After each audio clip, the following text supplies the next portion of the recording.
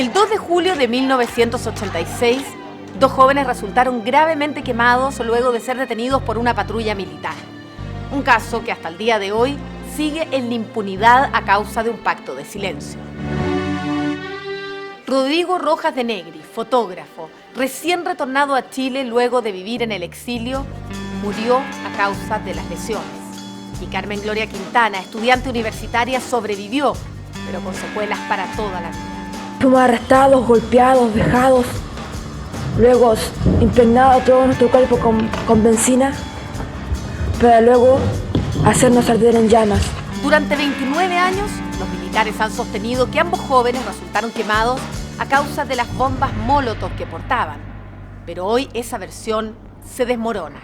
Al testimonio de la única sobreviviente y de los testigos presenciales se suma ahora el de un conscripto que integraba la patrulla militar cuando estos jóvenes fueron quemados y en exclusiva nos contó su verdad. Y no se esclarece el caso todavía.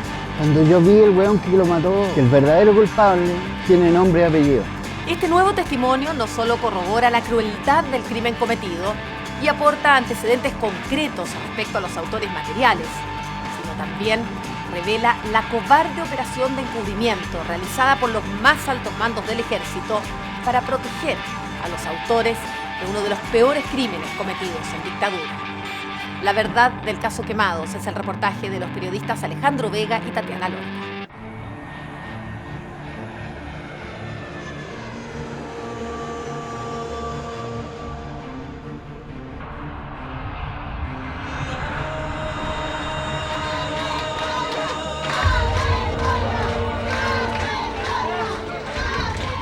Es abril de 1987. Carmen regresa a Chile. Cientos de personas se aglomeran en torno a esta joven de 19 años que ha vivido una dolorosa y lenta recuperación. La recibirá el pontífice Juan Pablo II. Fue su primer viaje, un viaje interminable de ir y venir buscando respuestas para hallar a los autores del crimen. Pero hasta ahora, la certeza siempre ha sido mezquina. Hasta ahora.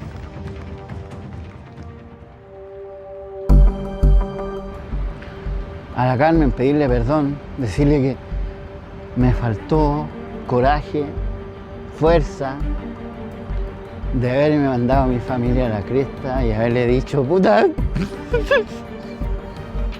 yo no fui, fue otro. Él es el que tiene que pagar, no nosotros. Nosotros son los conscriptos que el 2 de julio de 1986 patrullaron las calles de Estación Central. Los que presenciaron uno de los crímenes más horrorosos de la dictadura. Los que hasta hoy, por frívolo y obligado olvido, han arrinconado en la memoria la verdad que inflamó con fuego la vida de Rodrigo Rojas de Negri y Carmen Gloria Quintana.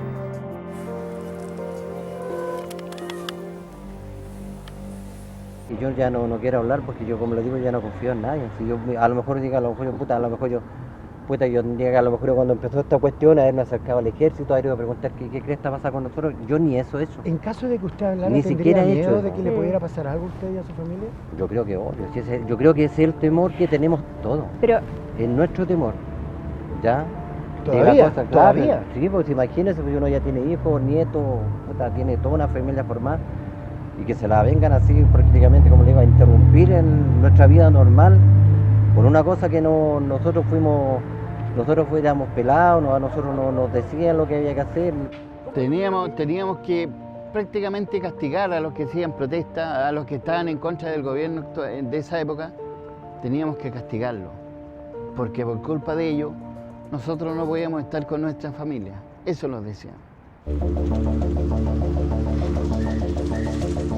Era el Chile convulsionado de los 80 por la crítica situación económica del país y la sistemática violación a los derechos humanos. Nunca le hizo daño a nadie, jamás. Primero fueron las marchas del hambre de los sectores postergados que sufrían un desempleo cercano al 50%. Vendrían luego las trágicas jornadas de protesta nacional que dejarían un centenar de muertos en las calles capitalinas, cientos de heridos y miles de detenidos a manos de efectivos militares.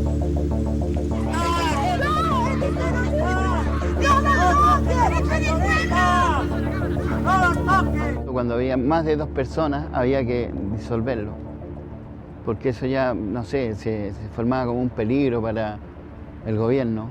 Y por esa sencilla razón había que sacarle la cresta. Y si tú no le pegabas, te pegaban a ti. Te amenazaban, como siempre lo han hecho, te amenazaban a ti, a tu familia, a todo. Tú no tenías otra opción, tenías que pegarle o pegarle. Le pegáis suave, le pegáis fuerte, eso dependía de cada uno, del criterio de uno mismo. Fernando Guzmán perteneció a la unidad de fuerza antisubversiva UFA del Regimiento Los Libertadores. Era radiooperador del camión militar marca Aino con 12 soldados al mando del teniente Iván Humberto Figueroa Canobra. Ellos iban por General Velázquez detrás de la camioneta celeste C10 que interceptó a Carmen y Rodrigo. Los muchachos venían corriendo de esa calle, doblaron acá, se metió la camioneta azul. Detrás de ellos, detrás de la camioneta azul veníamos nosotros en el camión Hino. Yo también lo seguía a él, por instinto, no sé por qué, pero Rodrigo corría mucho más rápido. Entonces yo cuando empecé a doblar esta calle, a Rodrigo lo detuvieron en la esquina con un frenazo súper fuerte de la camioneta. Ahí en el segundo poste, la camioneta azul lo logra alcanzar y un soldado con cripto le pegó un culatazo, derribándolo a Rodrigo. La Carmen Gloria aquí fue sobrepasada por la camioneta y el muchacho, como corría más rápido, lo alcanzaron por acá. Le pegaron, cayó al suelo, la camioneta quedó por ahí, un poquito más adelante. Y lo empezaron a golpear el tiro en el suelo, con patadas, con la parte de atrás de las metralletas. Y varios saltan de la camioneta a detenerme a mí. Se llevó a la muchacha a donde está el Rodrigo. Se pusieron, primero estaban en el suelo, se le sacaron los zapatos a los 2 jóvenes, después se pusieron manos arriba y se registran los muchachos, a los 2. Y empezaron a fotografiarlo. El Castañer con la misma cámara que el Rodrigo Rojas andaba trayendo. Y a mí me empiezan a empujar y a pegarme con la metralleta aquí en la espalda y me ponen contra esa pared amarilla que está ahí, justo donde está la placa. Me ponen así. Entonces me empiezan a puro echar garabatos, a decirme qué andaba haciendo. A la joven la tenían acá, en esa posición, y el Rodrigo estaba un poquito más allá, centímetros más allá, en el suelo. Y había un soldado que estaba hueando mucho a la Carmen. Le metía el fusil por el ano a la Carmen. El primer contacto entre militares y los jóvenes lo tuvieron los soldados al mando del teniente Pedro Fernández Ditus. Sus hombres, en su mayoría, bordean los 50 años. Leonardo Antonio Riquelme Alarcón era uno de ellos, uno de los 6 uniformados que iban en esa camioneta. ¿Y quién de sus compañeros fue el que cuando interceptan a Rodrigo de Negri le pega el culatazo, lo tiran al piso y lo patean? Pues usted también está ahí, usted también tiene que haber pateado a Rodrigo de Negri si está bajo la orden. Yo lamentablemente yo no le pegué a ninguno. ¿Por qué lamentablemente? No, porque o sea, no, al hecho que usted me dice, yo no le pegué a ninguno. Porque yo nunca tenía esa intención de andar golpeando a la gente. Está bien, esa fecha yo fui milico, me prepararon para la guerra, toda la cosa. ¿Y recibían instrucciones? Claro, pero no. Pero ¿y de la camioneta de Ditus, quién fue el que atacó a Rodrigo de Negri, que lo paró y lo golpearon en el piso? Usted debe saber, pues sí. Hay uno que lo golpeó en la cara. Entonces. No sabe, ¿no? Ningún soldado reconoce haber golpeado a Rodrigo Rojas, menos dicen recordar al autor del horrendo desenlace. Los otros 4 ocupantes de la camioneta eran el sargento Nelson Fidel Medina Gálvez, actualmente administrativo de personal del Instituto de Investigación y Control del Ejército, y completaban la patrulla de 6 personas los conscriptos Juan González Carrasco, Pedro Franco Rivas y Walter Lara Gutiérrez. Walter es operador de buses de la empresa Alsacia. Estuvo 12 años en el ejército, algo que se intuye por su desconfianza al esconderse de nuestro vehículo donde estaba la cámara. Hasta hoy asegura que no vio absolutamente nada. Yo ratifiqué lo que dije, me mostraron mi declaración, yo declaré lo mismo. Yo declaré lo mismo, lo que he declarado siempre. Se supone que Walter Lara ratifica que esa mañana del día 2 de julio salió de patrullaje con su teniente Pedro Fernández Ditus junto a sus 4 compañeros de armas a bordo de la camioneta C10 Celeste. Usted iba en la camioneta de Fernández Ditus. En la C10 Celeste, ¿no? Yo siempre he estado en el camión. ¿Usted lo recuerda a Walter Lara en el camión Hino o en la camioneta Celeste? El Walter Lara nunca anduvo en el camión Hino. Nunca. Eso es mentira. Pero eso no es todo. Al camión Hino y la camioneta de Ditus se sumó un tercer vehículo sobre el cual poco se ha referido, tanto en el proceso como en los medios, desde que ocurrió esta tragedia. Otra camioneta C10, pero de color blanca, con agentes de la sección segunda de inteligencia del regimiento Los Libertadores. Porque no es solo Fernández Ditus. Habían 3 hombres del servicio de inteligencia. Esos 3 hombres tienen una responsabilidad directa, ¿no? Ahora, eso no le quita la responsabilidad a Fernández Ditus, que sí recibía instrucciones desde el regimiento. Se pusieron unos soldados aquí en la esquina, otros se fueron a la otra esquina. Vienen 2 conscriptos con los neumáticos y con un bidón de benzina. Y nos dicen, así que en esto andaban los huevones, nos dicen. Y yo me quedo callada, yo tenía mucho miedo. Y estaba llorando, me acuerdo. Y me decía, ¿por qué llorar? Y empezaban a decir garabatos. Yo estaba de pie así, de espalda, mirando la pared, a ponerme el bidón de benzina de la cabeza hacia abajo. Y me corría toda la gasolina.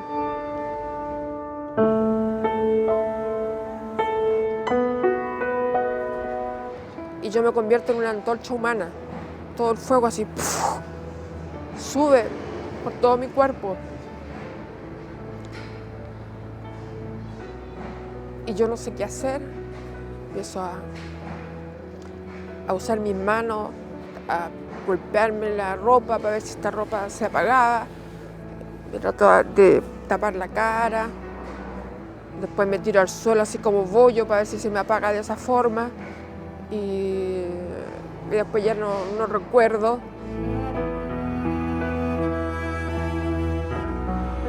Se quemaron vivos, se quemaron vivos, un joven murió por eso, por una negligencia de un carnicero, porque él gozaba viendo eso, haciendo sufrir al prójimo, a un niño que fue a protestar porque no estaba de acuerdo con el gobierno. Matarlo, loco, no.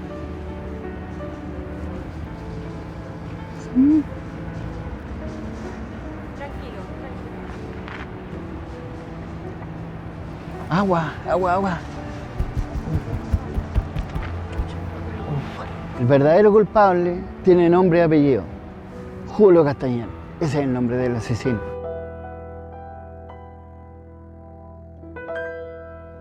Ya la nieve derretida se ha convertido en un manto de barro sobre las calles de Punta Arenas, húmedas vías en una ciudad colorida que recibe con su mejor postal a miles de visitantes. Julio Ernesto Castañer González es uno de ellos. Las páginas de prensa así lo muestran en la actualidad. Recibió el mando del mayor regimiento de la 5ª División de Ejército, el 2004, comandante del Dragones, años después nombrado jefe del Comando Conjunto Austral. Hasta hoy ha sembrado un férreo círculo de amigos en torno al mundo castrense y en reuniones sociales, pero su pasado represor lo condena. El Castañer, siempre. ¿Qué cosa? Asumía como el que los ordenaba que péguenle a este weón, por culpa de él tienen que andar aquí en la calle, cagándose de frío cuando podrían estar en la casa. Nunca podía estar en una parte de solamente revisar a los muchachos tranquilamente, sino que había que hacerle algo a los muchachos, siempre maltratarlos. ¿Por qué dice eso? Porque, no sé, pues estaba en él, lo llevaba en su sangre, la maldad.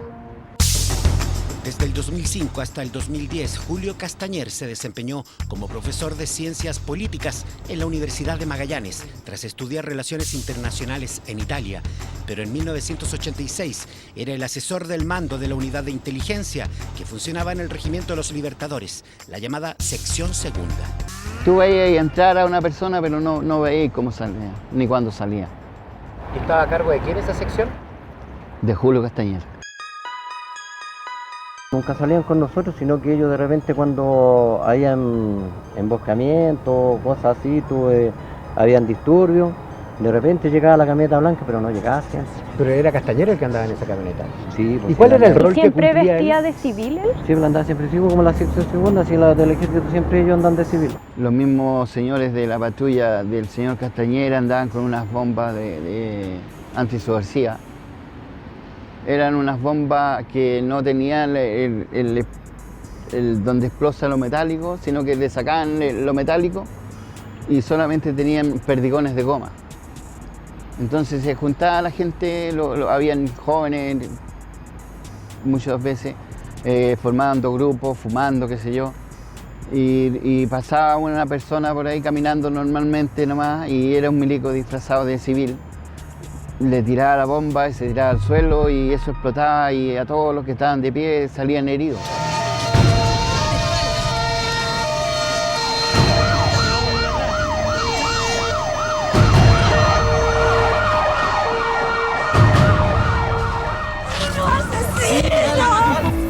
Ese año 86, la muerte del estudiante universitario Ronald Wood marcó a un inquieto fotógrafo recién llegado a Chile tras 8 años de ausencia. Rodrigo Rojas de Negri se reencontraba con sus familiares, viejos amigos y una patria convulsionada.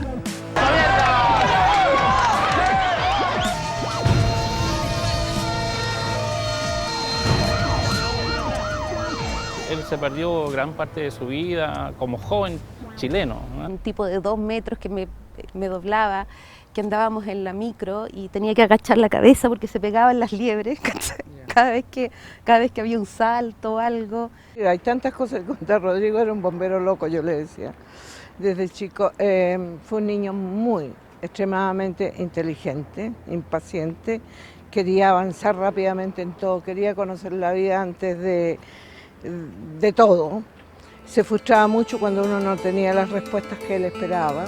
Y en eso que bueno, nos encontramos y me pide muchas veces que lo invite, porque que lo invite donde habían así, lo invitamos días domingos, varios domingos, y hacíamos ollas comunes acá en la población, en la Capilla La Palma, en Los Nogales también. Y él venía a sacar fotos, jugaba con los niños. Ahí nos encontramos muchas veces. Eso le quedó como gustando el ambiente que nosotros teníamos como jóvenes en esos años. O sea, a pesar de todo, o sea, de la represión, de lo fuerte que era, éramos capaces de estar contentos, de ser felices, de ser solidarios, muy solidarios entre nosotros. Íbamos a todos lados juntos con la gente de acá. Nos ayudamos unos a otros, eran otros tiempos. Vino a mi casa a buscar un saco de dormir el día primero. Dijo, me voy a ir a quedar a una población. Esa mañana llegamos aproximadamente como 6 jóvenes a proceder a la barricada y ahí llegó Rodrigo. Rodrigo se había quedado acá en la población el día anterior.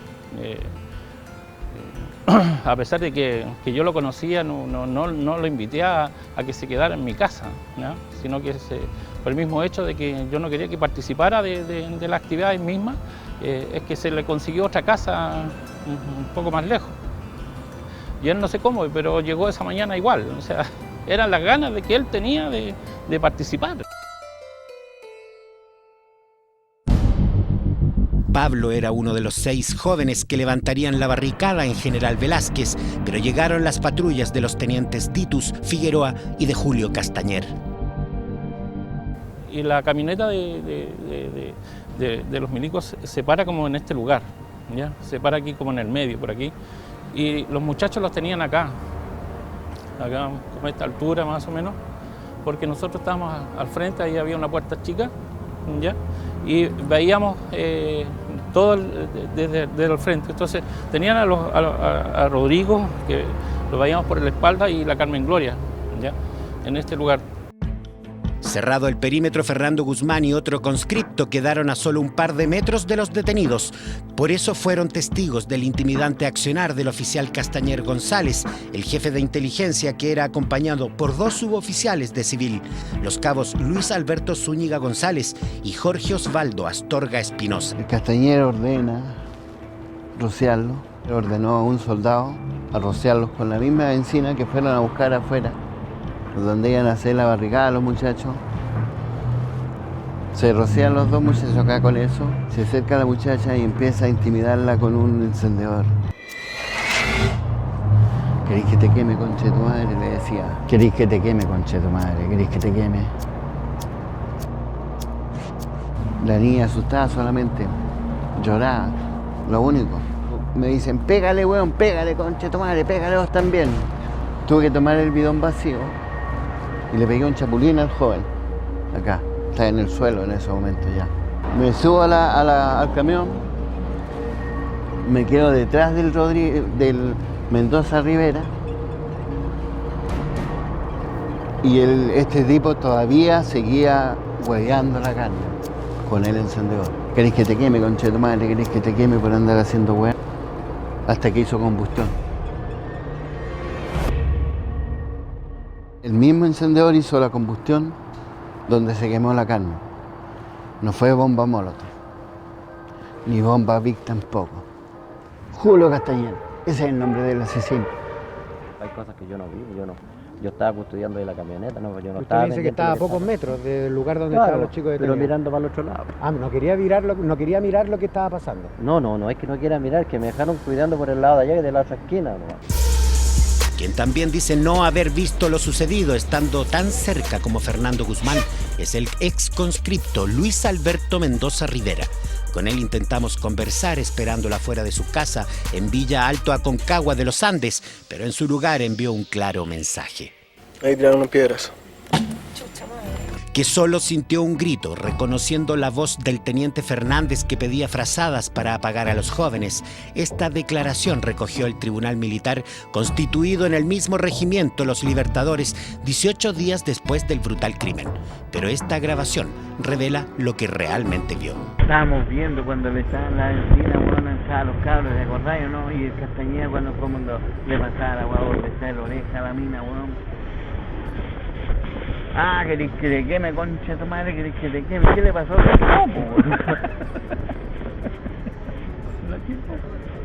Sí.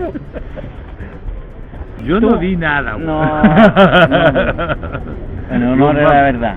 Después si querías seguir con tu no. Pero Guzmán, yo no vi nada, pues, si, para mí esa es mi declaración y no la voy a cambiar. Bueno, termina. ¿Sabéis por qué, Guzmán? Porque yo no quiero más problemas con nuestro conche tu madre. ¿Por qué no cambia esa declaración falsa que usted dijo? Es el momento ahora, Leonardo. ¿Por qué no? Es que más así nomás, que mire, si lo que vaya a pasar, que pase nomás, pero yo no quiero hablar más. Y por mí, cuando me llaman a interrogación a declarar, yo voy tiritando, voy cagado de miedo. Y por eso están todos los soldados conscriptos desviando a este vamos. Toda la investigación llevada a cabo por la justicia militar intentó sacarlos o minimizar o poner de manera muy tangencial la participación que ellos tuvieron en estos hechos. Lo que queda claro es que si ellos fueron llamados al lugar, fueron por Fernández Ditus para que le entregara las directrices y las instrucciones de cómo proceder en este caso. La versión institucional siempre se sustentó en que Carmen intentó escapar y al hacerlo golpeó con su pie una bomba incendiaria que estalló, alcanzando a Rodrigo Rojas de Negri. Es decir, que intentaron huir a pesar de estar reducidos y rodeados por una veintena de soldados. Rodrigo no alcanzó a hacer nada, si Rodrigo cuando cayó por ahí, se paró, también echó una bola de fuego, avanzó muy poco, unos pasos nomás yo creo, porque él quedó la mitad del cuerpo en la calle y la otra mitad en la solera. Pero la Carmen corrió sus 15 metros, 10 metros. Algunos soldados apagaron con frazadas el fuego que envolvía a los jóvenes. Carmen sufrió quemaduras en el 62% de su cuerpo, mientras que en Rodrigo el fuego comprometió el 65% de la superficie corporal, con quemaduras en segundo y tercer grado en su cabeza, cuello, tronco y extremidades. Cuando se terminaron de apagar los jóvenes todavía tirando humo, señor. Estaba humeando, envuelto en la frazada. El Castañeda se acerca al Fernández Ditus y le dice matémoslo, es la única solución que tenemos porque esto nos va a traer consecuencias. El Fernández Ditus le dice no, yo soy católico, no nos puedo matar. Y ordenó Que lo subiéramos al carro de nosotros, al camionino. Si vos te acordáis de esa weá cuando el culiao quería matarlo. Y el Dito fue lo único bueno que dijo, no, yo soy católico. Fue lo único bueno que hizo este conchito mal. El Castañer quería matarlo, ¿viste? Pero después el Dito dijo, no, sabes que yo soy católico, no los maté. Pero haz lo que queráis, fue peor, pues, weón. Fue peor porque abandonaron a los jóvenes a su suerte. Antes recibieron una última orden. Dijo que subíamos al camión porque íbamos a ir a un servicio público. Eso es lo que dijo el teniente Dito. Después la orden se cambió. Ahora, ¿quién ordenó que no se llevara eso? No tengo la menor idea. Los vamos subiendo y antes de subir en la pisadera que tenía el camionino, el señor Rodrigo se detiene y le dice a los oficiales que lo lleven al hospital militar que tiene conocidos allá. Los oficiales Castañer y el Fernández Dito y el Figueroa no le hicieron caso. Y el Rodrigo le dijo, yo yo tengo unos amigos en el hospital militar, por favor, llévenme. ¿Y qué hicieron los culiados? Le dieron la espalda. Esos dos hueones, y nosotros éramos siempre pelados pichirús y que vos teníamos, hueón. Sí, nada, teníamos que por eso yo no estoy caliente, porque sé que a mí me van a decir, ¿sabías dónde podemos joder nosotros? En el Percurio. ¿Por qué en el Percurio? Tenemos que mentir, pues, culiao. Ex soldados como Luis Mendoza siempre han encubierto la realidad de los hechos, cerniendo un manto de falsedad para evitar su esclarecimiento. Ya sabrá las razones, pero para Fernando Guzmán llegó el tiempo de romper el silencio. Los jóvenes iban boca abajo, tendidos, manos adelante, estirados prácticamente. Uno en cada lado, uno en el costado izquierdo, el otro en el costado derecho. ¿Y los soldados? Sobre ellos, con los pies, en la espalda, en las piernas, en la cabeza, donde te tocaba estar a ti. Tú tenías que pisarlo, ordenado por los mismos tenientes. Siento pies de militares sobre mi cuerpo, que estaban envueltos en frazada, que estaban puestos sobre mí. Y todos se reían. Nos hacen ir hacia el aeropuerto, hay un bosque por ahí. En eso se interrumpe el tránsito, las camionetas tuvieron que detener el tránsito que venía a favor de nosotros para que no lo siguieran. Porque muchos señores se enteraron de lo que pasó en General Velázquez y los venían siguiendo. Entonces ellos detuvieron el tránsito y nosotros llegamos al bosque y ahí tuvimos que esperar a las camionetas. En pocos minutos las camionetas de Ditus y Castañer llegaron al punto donde esperaba el camión militar. El proceso consigna que fue otro teniente el que ordenó a las patrullas retirarse del lugar. Ellos abandonaron a los dos jóvenes moribundos en el sector Lobosa de Quilicura. Ahí me hice la muerta porque yo dije, me despierto, me van a pegar un balazo, me van a hacer desaparecer. Y después como que me quedo así, como que nuevamente pierdo la conciencia y alguien me empieza a remecer. Y ese alguien era Rodrigo Rojas, que me decía que despertara, que teníamos que pedir ayuda. Entonces yo lo veo a él y él tiene todo su pelo chamuscado, así, la mitad como sin pelo y toda la cara negra. Y yo le digo a él cómo nos dejaron estos desgraciados.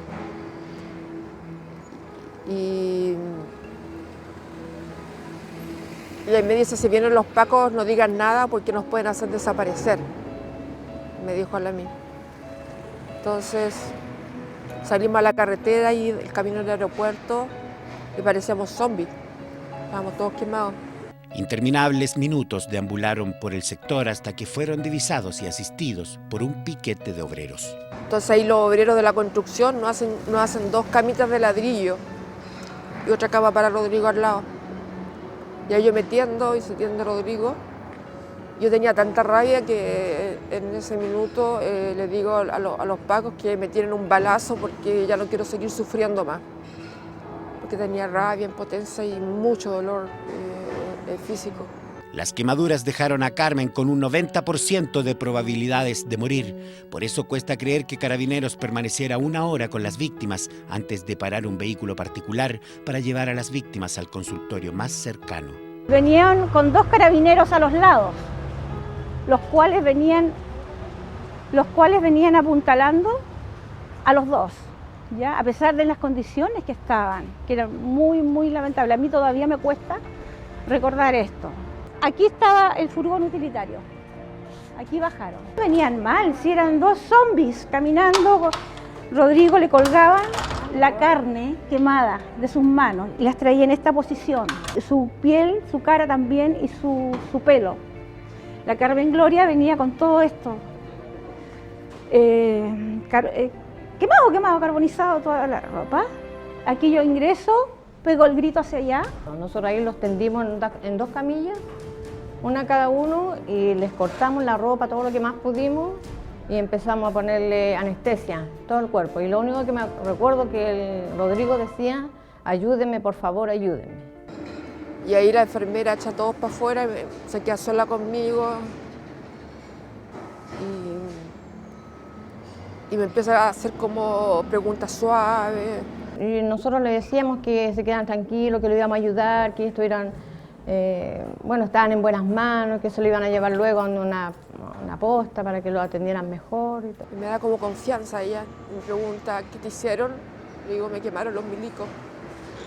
Teresa aún recuerda el trato que de una doctora recibieron los jóvenes cuando ingresaron a la posta central. Y ella lo único que decía, ay, estos muchachos se quisieron quemar a lo bonzo, en forma muy sádica, muy despectiva, ¿ya? Y ahí hubo una demora. Ahí fue cuando me dijeron que saliera. Cuando vieron que yo estaba actuando con ellos, que yo estaba haciendo todo lo que no estaban haciendo los paramédicos o la persona que tenía que atender en ese momento en urgencia. Poco tiempo pasó antes que recibiera una llamada de la entonces alcaldesa designada de Quilicura, Ana María Riel. Y ella me dijo, Teresa, si tú dices lo que estos muchachos están hablando, es porque eres comunista. Tú no puedes decir lo que ellos dijeron, si no eres comunista. Y le dije, bueno, si ayudar al prójimo es ser comunista, soy comunista. Hasta ahí llegué en la salud. Creo que estábamos escuchando a la cooperativa, que empiezan a contar todo lo que estaba pasando. Yo era muy chica, o sea, tenía 10 años y creo que empecé a reírme porque dije, chuta, ¿en qué se metió este huevón? Era como esta sensación de, claro, este cabro loco, gringo que no cacha nada. La difusión que hicieron algunos medios fue fundamental para romper la mordaza comunicacional e intimidatoria de la dictadura.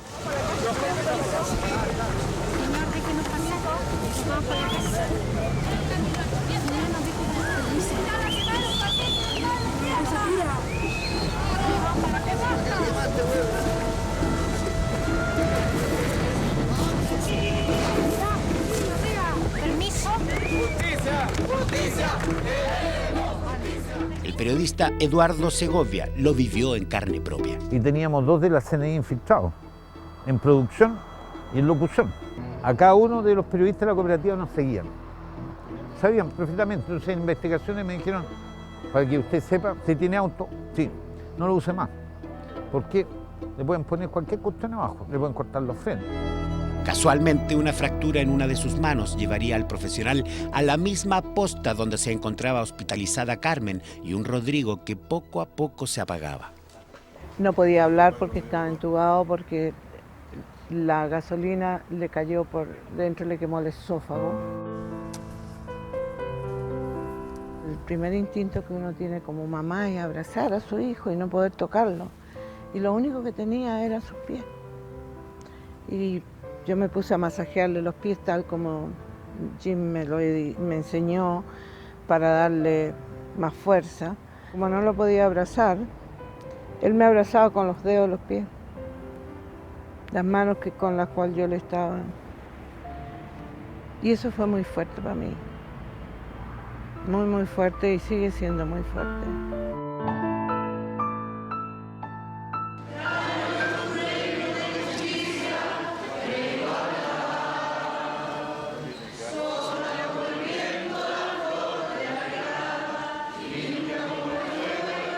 La muerte de Rodrigo tuvo un corolario violento. Los ánimos de miles de personas explotaron tras la llegada al velorio de 2 funcionarios de Carabineros. La misma institución que albergó a los asesinos de 3 profesionales degollados apenas un año antes del crimen del joven fotógrafo. Y mírate las manos para crecer, estréchala tu hermano. Unidos en la sangre, hoy es el tiempo que puede ser mañana.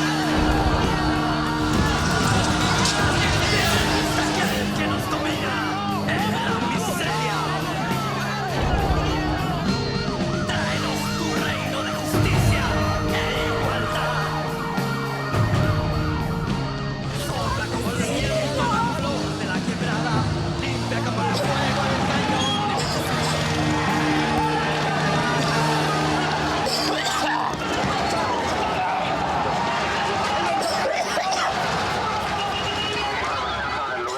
Esto es inconcebible, no nos dejan enterrar a nuestros muertos. Esto que ha sido uno de los crímenes más horrorosos que hemos visto en estos últimos años, y nosotros en representación de la Iglesia protestamos enérgicamente. Ahí se armó yo creo objetivamente, como siempre pasa, una provocación, porque estábamos todos tranquilos, nadie estaba haciendo nada especial. Una provocación bastante fuerte.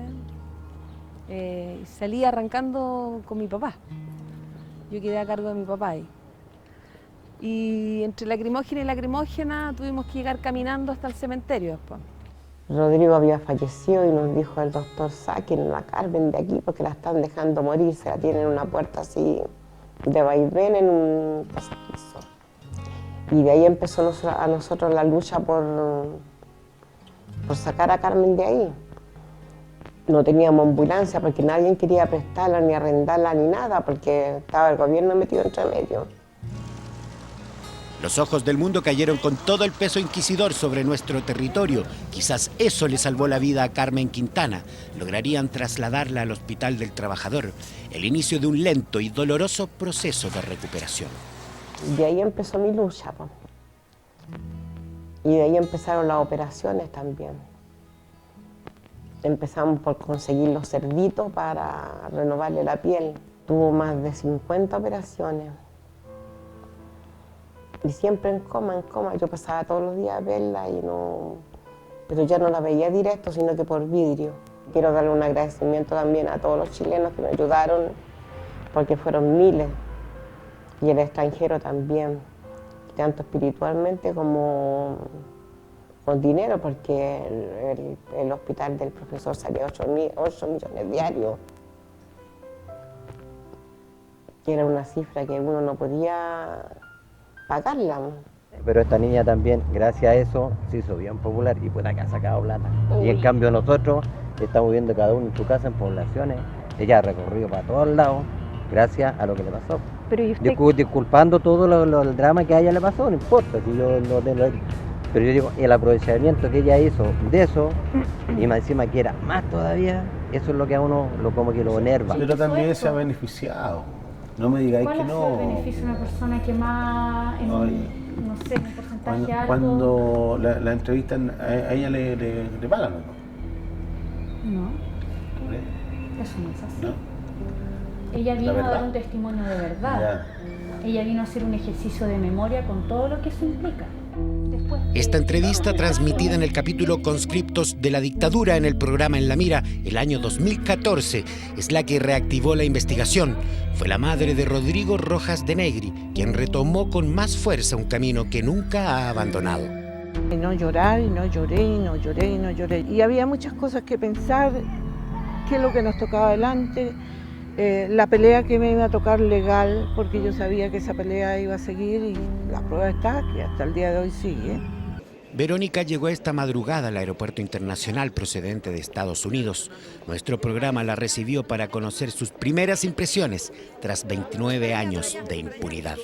Para mí es un agradecimiento porque todos apuntan a culpar a Guzmán y a estos que están hablando, pero en realidad ellos son tan víctimas, no exactamente igual que Carmen y Rodrigo, pero ellos son víctimas, porque aquí lo que se trató fue de mantener una complicidad, un secreto, y siempre la tendencia es culpar al que estuvo observando los crímenes que el ejército cometió y que sigue cometiendo, porque mientras mantenga el silencio, para mí ese acto se sigue cometiendo.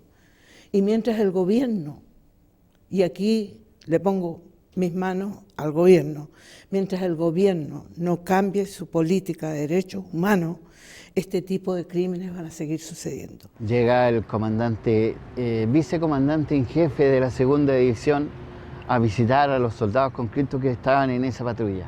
¿Quién era él? El señor Santiago Sinclair. Sí, llegó él y lo atendió en la guardia, nosotros lo esperamos, y nos recibió a todos, nos dio la mano a cada uno, se paró delante de nosotros y dijo: soldados, ustedes tienen una familia muy grande que es del ejército y siempre van a tener la seguridad de que los vamos a proteger a todos. Y si algo sale mal, somos capaces de hacer un segundo 11 de septiembre. Eso es lo que dijo el señor Santiago Sinclair a nosotros. Luego, la conspiración que montó el alto mando del ejército para encubrir a los culpables del horroroso crimen. Lo que pasó después fue maquinado, weón. ¿No tiene ningún grado de arrepentimiento, Julio?